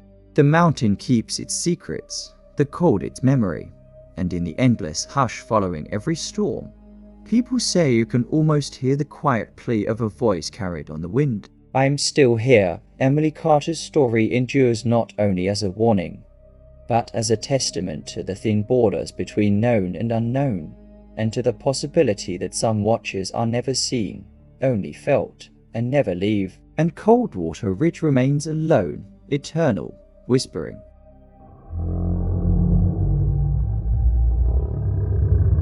What you have heard tonight are not the imaginings of restless minds, or the fictions of late-night storytellers. These are official records, eyewitness accounts, case files that remain open, unresolved, and haunting long after the last search team turned back and the world moved on. 15 mysteries, 15 families still waiting for answers that may never come. If these stories teach us anything, it is that the greatest terrors do not always announce themselves with violence or spectacle. Sometimes horror sleeps in quietly. It distorts the edges of routine. It takes what is familiar, the home, the forest, the bridge, the tower, and reveals just how fragile comfort really is. In every town, in every family, we trust that normalcy will persist. But we know now that some shadows refuse to be explained away. To all who listen, trust your instincts. If something feels wrong, it probably is. The world is wide and beautiful, but it guards its secrets with darkness, silence, and patience. Subscribe to Verified Nightmare. In a world where these stories are real, staying informed might just save your life. Like this video to help other truth seekers find these accounts, the ones buried just beneath the surface of routine. Comment below with your own mysteries and encounters. Every account is investigated, every nightmare checked, each whisper measured against what the record will allow. This has been Verified Nightmare. Remember, the most dangerous monsters are often the ones who look just like us. Stay safe and always question the silence beyond your door.